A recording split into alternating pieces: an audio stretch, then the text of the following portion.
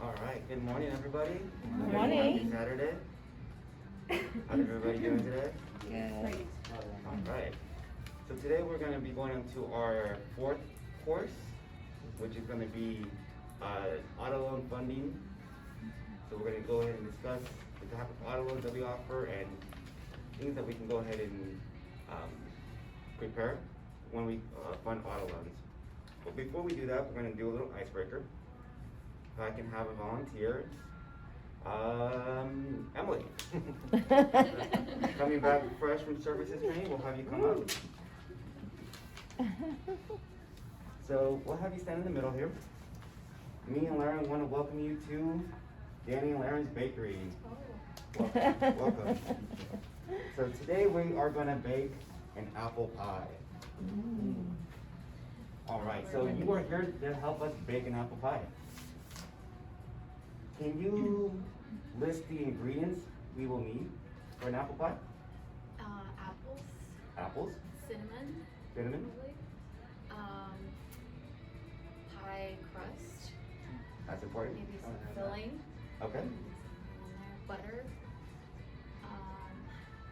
The foil tin thing that goes underneath, right? Put it all together. Yeah. okay. Would you say that's it? I don't know. if there's anything. But I would say that's the gist of it. Okay. Yeah. Does the team agree? No, Does she have everything? sugar, butter. All right, perfect. Yeah, is that right? All right, so you are here to help us bake an apple pie. Okay. You have all your ingredients. Now, we're gonna go ahead and help you. But now, with all the ingredients that you have, did you bring an oven? Oh, no. No.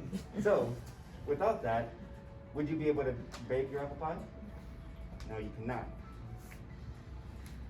So, that little analogy was in connection to how we do our auto loans, right? Members might think they have everything they need to fund their auto loans, but sometimes when they come in, they get surprised to find out that they don't have everything. You know, something that's important as an oven when making an apple pie can be as simple as maybe they don't have the registration or the title. Thank you, Emily. Yeah, thank you, Emily. Good job. So, what I want to do next is quiz one of you on ingredients to bake an auto loan. So let's go ahead and get another volunteer. Natalie. Alright. So can you tell us what ingredients we need to bake a private party with a link holder? Okay, so we need the 10-day or 15-day payoff. We also need registration, proof of insurance, and we need to, it's a private party, it's small, Yep. small, right? Small, proof of insurance, registration, the 10-day payoff, the address for that as well, and then, I think that's, is that it? Yeah. Yeah, That's it. yeah, that's it, Okay. right? So with that, with all the ingredients that you have, let's say when you're baking your apple pie, would you want to use expired sugar? Oh, no. So the details into what we need are also very important, right? Yes. So registration, it's gotta be Within 90 days. within 90 days. So these are all little details that may not seem important, but are, right? We don't wanna bake an apple pie with expired butter or expired apples. So all the details that go into it are very important. Thank you. Thank you, Natalie. Great job. Yay. Woo. So we'll go ahead and pass out your recipe list for all the different types of auto loan pies that we bake here at the credit union. Do you want to pass those around?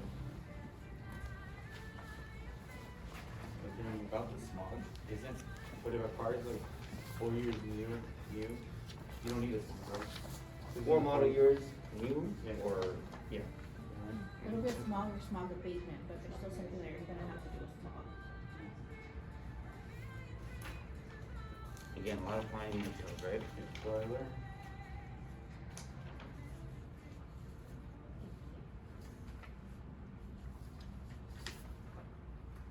Now, how many of you seen this little list right here before? Oh, a lot of you, okay. And where did you locate that on the source?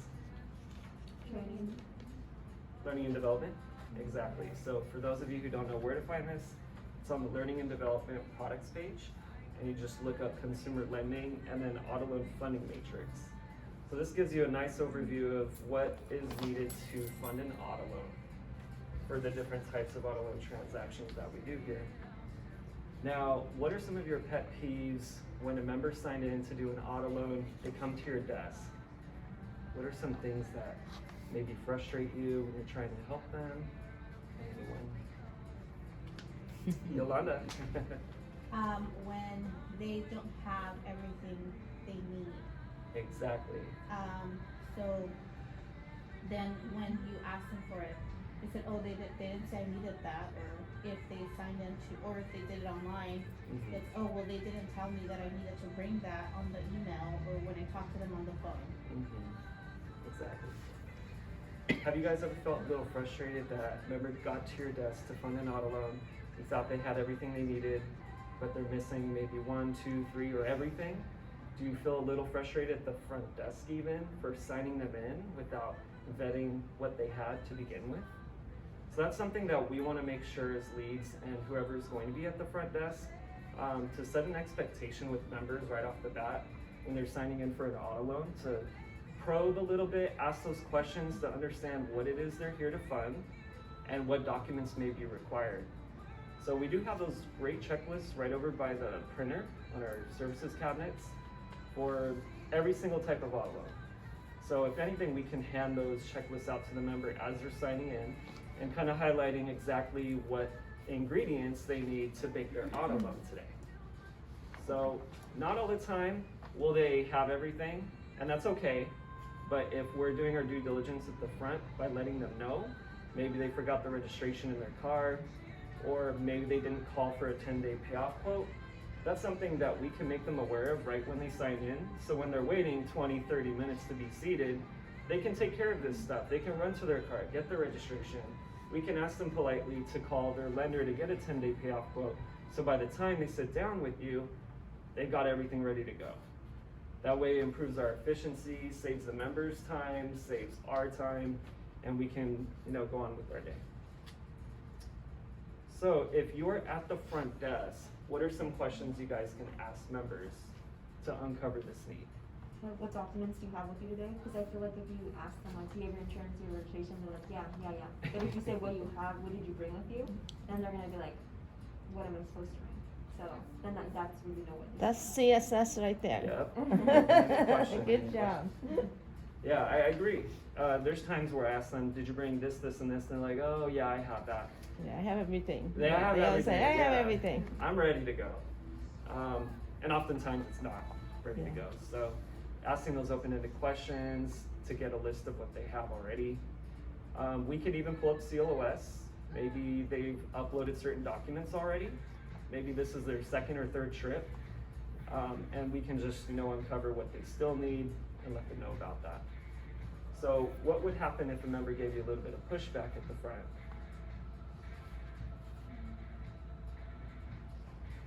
You'll love it. So I think at that point we want to establish that even if they don't have the things that we need, there may be a possibility we may not be able to complete what they're here to do ultimately. And so we want to make sure that the member understands we're here to accomplish their goal, and we want to make sure we have everything correct at the start. I even helped a member yesterday who came in. He's like, I'm here to do a cash out loan. And I said, okay, great. What documents do you have with you? Well, they told me to bring in the registration. I've got the proof of insurance. I'm like, okay, that's great. What about the title? Well, they didn't say I needed a title. Well, yeah, that's what the cash out loan is. You're giving us the title as collateral to give you equity for your car. Well, look at your email right here. It says this, this, and this. I don't see title in the email. So it was a little bit abrasive conversation, and I had to, de-escalate it a bit. I said, okay, here's what I'll do. I'll go ahead and sign you in right now. There's like 2 other members waiting behind him, so I didn't want to take up too much time at the front. And I just said, I'm gonna go ahead and sit you down, and then as soon as I have a moment, I'm gonna call our back office to see if we can still proceed without the title. So he had a seat. I signed the other members in. I called the back office real quick, and they just said, well, technically we could make the exception if he's able to, do the DMV himself, add as his lien holder within 90 days if he's aware of the risks. But still, it would require a management exception to fund that type of loan without a title. And so I knew there's too many risks involved, so I let the member know what the risks were, and he said, okay, ultimately, I'll have to come back to do this. So rather than just taking his order at the front, oh, you're here to do a cash out loan, sign you in, wait 20 minutes, sit down with the team member, find out we can't even do it. Look at all that time the member wasted when he could have gotten other things done throughout his day. And we can even schedule an appointment if they don't want to wait the next time. So there's always a solution, even if they're not 100% ready to go. To put things into perspective, you wouldn't bake an apple pie without any apples, right? So similar to the situation where we're doing a cash out clear title, can't really cash out if we don't have a title. There's so many things that, Larry mentioned that could go wrong with the title. If, let's say the member, it's not clear title, or if the member's selling the vehicle and he sells it from under us, and he doesn't complete the DMV, then now that loan converts from a auto loan to a personal loan because unsecured, where maybe at the time if you were to apply for an unsecured loan, he wouldn't have gotten approved for it. Yeah, so we just want to make sure we're understanding the risks and we're vetting the members as they come in. Now, if we have a long line, it's okay if you want to just sign them in real quick, but you can still go back to the lobby and walk to the member and check on them and say, okay, I know you're here for a refinance. I just wanted to bring over this checklist to make sure you have all the stuff you need. So it's okay to sign the member in if we need to get them in quick. And we don't have all that extra time to uncover what they're here for. So moving on to roadblocks. What are some roadblocks you guys encountered when funding an auto loan here? You mean besides CLOS? So members not having registration or due within 90 days. Any other roadblocks? I think one of the roadblocks is like miscommunication with like MCC and like us, Branches. because they just expect us to, oh yeah, I was just told that that's it. I just have to come in and sign. Sign. I just have to yeah. That's the biggest thing. And it's like nothing's been attached. Like the other day I had a member come in and she's doing the refinance with cash out. And she said, I'm here to sign, and she had plans for a day because they told her all she had to do was sign. And I was like, well, honestly, this is gonna take about an hour or so. Her insurance wasn't attached, the collateral wasn't attached, there was no notes, so like didn't do anything. So I feel like that shows like a perspective of like our back office, kind of like for the member, like, wait, why did they tell me that I only had to sign, but here I'm spending an hour with you, redoing everything we discussed. So that's a huge roadblock, I feel like. And then what do you do to overcome that roadblock when the member tells you all I had to do was sign? Do you give I them? just apologize and for the inconvenience, but at the end of the day, I was like, what did you want to accomplish today? Because I know you have other plans to get to, and she said, well, I just need to get this done. So if you can do it fast, that'd be great. But she's like, at the end of the day, I'm gonna stay here as long as we need me to, because I need to get it done. Gotcha. So it's Maybe- kind of just yeah. leveling with them. Yeah. Leveling with them, focusing on what it is we need to just accomplish. Let's forget what happened in the past. Let's move forward and do what's right for the member at this point. You definitely want to show empathy, and I mean, it's easy to kind of just point fingers, but at this point we have to take ownership. They're here with us. Yeah. It's easy just to take the orders, but at the end of the day, we're still their trusted advisor. We still want to do our job to make sure that what they want to get accomplished gets accomplished correctly. What about other roadblocks? What if a member comes in and let's say it's a husband and wife, but only the husband's listed as the buyer on the purchase order? but the wife is the only one who has a membership and has the pre-approval. What do we do in that situation?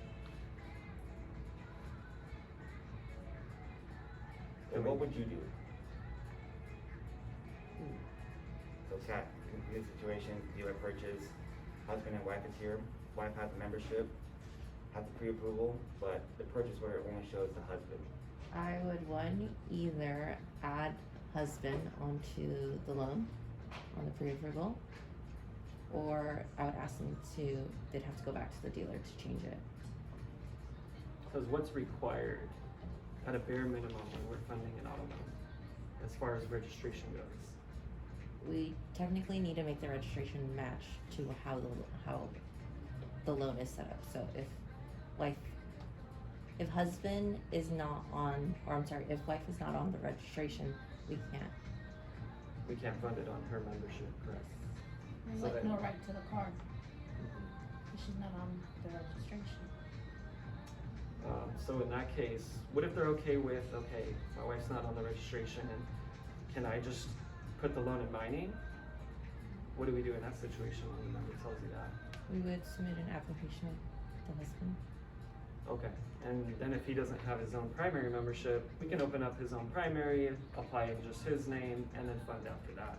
So there's always maybe alternate solutions in these types of scenarios. What if you're dealing with someone who went to a non-franchise dealership and they find out that they don't accept our draft letters, but they really want the car they're getting from that dealership? What would you do in that situation? I would call consumer loans because I know there's an exception based on what the amount is for the vehicle. We can't issue a cashier's check, but it has to be. We have to get it. It's an exception. So you're looking to ask for help, right? And see what we can do in that situation. This is actually a real story. A member came in and he was like over the moon for the deal he got at a non-franchise dealership, but he kept. When I asked the member, can you call your dealer to make sure they're okay with this draft letter process, because it was a dealership I never heard of before. And so he did, and the guy, he turned out to say, who are you banking with? Schools First? No, I don't want to do business with them. And so I said, why? Why wouldn't you want to do business with us? And then come to find out, he had recently did an auto loan for another customer that purchased from his dealership, where he was provided with a draft letter. He submitted the registration, proof of registration to consumer loans, but he never received the check. And so over a month passed by and he still didn't get the check. And he called us a couple times, and for whatever reason, either it got lost in transit, but it didn't look like the credit union was going out of their way to make sure the dealership was made whole. So I apologized, I took ownership, I called the owner of the dealership, I let him know, this is not how we usually behave, this is not the credit union service culture, we want to make sure we do things right. First and foremost, I want to get you that check that's owed to you from the last transaction you did for a Schools First member. And then I called consumer loans, I got on the phone with a really helpful rep who kind of guided me through the process, and then I called the dealership back, I let them know, we have a check that's on its way, we placed a stop payment on the previous one. Our member really loves this vehicle, he really wants to do business with you. Is there anything you can do to make, to just go ahead and allow us to do this transaction? Let's go ahead and make things right for you. And after smoothing things over, he was, he's like, okay, I'll give you guys one more chance. And so with that, we were able to successfully proceed with doing that type of auto loan for our member. And we regained the trust of that dealership as well. So that's talking about, member service right there, going above and beyond for our member to help them achieve their goals and their financial needs. So that's just one solution you can come up with. But thank you, Kat. That's another great idea. I never thought of that either. So. Heike. There you go. So these are all like roadblocks that we encounter from time to time when we are dealing with auto loans. The purpose of our meeting today was to not show you step by step with auto loans, because auto loans usually you can find the job aid on the stores.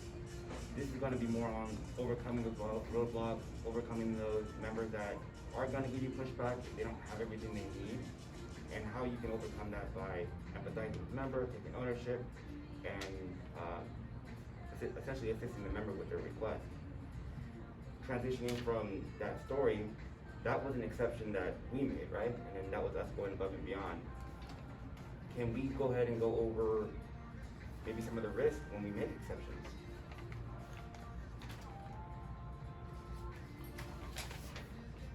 So let's say a member comes in, they just recently purchased a vehicle from the dealership, but you come to find out that it was sent to an alternate lender, so they don't have the actual registration card, but they do have a temporary registration.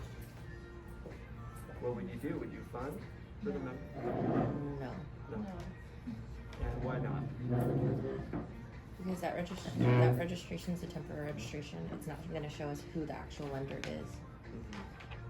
Exactly.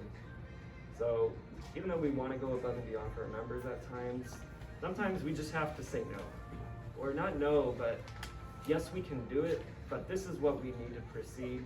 It may take a little bit more time, but eventually we'll be able to accomplish your need. The last thing we'll go ahead and go over, since we are coming up close on the time, well, with one of the exceptions, sometimes with, in regards to when we transition into DMV, if they want us to do DMV, maybe they didn't complete the SMOG. What's the risk where, if a member comes in, says, I'll do the SMOG afterwards? So the risk is if the SMOG is not completed, we legally can't make any changes at the DMV to add ourselves as lien holders, so we'll never actually have the car. That's absolutely correct. And also, what could be another risk related to not smogging the vehicle prior to the transaction? So if the vehicle's not smogged, there could be a problem with the car itself, and then our member is not gonna also have the car because they won't be able to add themselves onto the registration, and there could be something wrong with the car. And this has happened to multiple members in the past. I know in one of the DMV meetings we had when those DMV reps came out to the branches to teach us all about it, they said we would make the exception to do your auto loan for a private party sale with no smog. And then the member was like, yeah, that's fine, I'll get a smog adapter. Then they go ahead and get a smog, doesn't pass. Turns out they have to pay $10,000 worth of repairs to get it to pass. And so you can see the position we allowed our members to be put in by, making an exception that we shouldn't make. So we have to weigh the risks and, the reward when it comes to waiving certain things or making exceptions for members. So just be mindful of that. Reach out to a lead if you're, questioning whether or not you should do something that's, questionable in essence. I mean, to put things into that, into our baking perspective, you wouldn't want to put apples in after the fact when the pie's in the oven, right? Doing that could possibly get you burned and burn a relationship with the member. So that was it for our meeting today. I hope you guys got some takeaways. If you guys have any questions, please feel free to use the email thread to submit any questions, and we'd be more than happy to answer. Cool. And then as a treat, I did bring apple pie for the team and the ice cream in the fridge. Yes. Yay! That is the thing about apple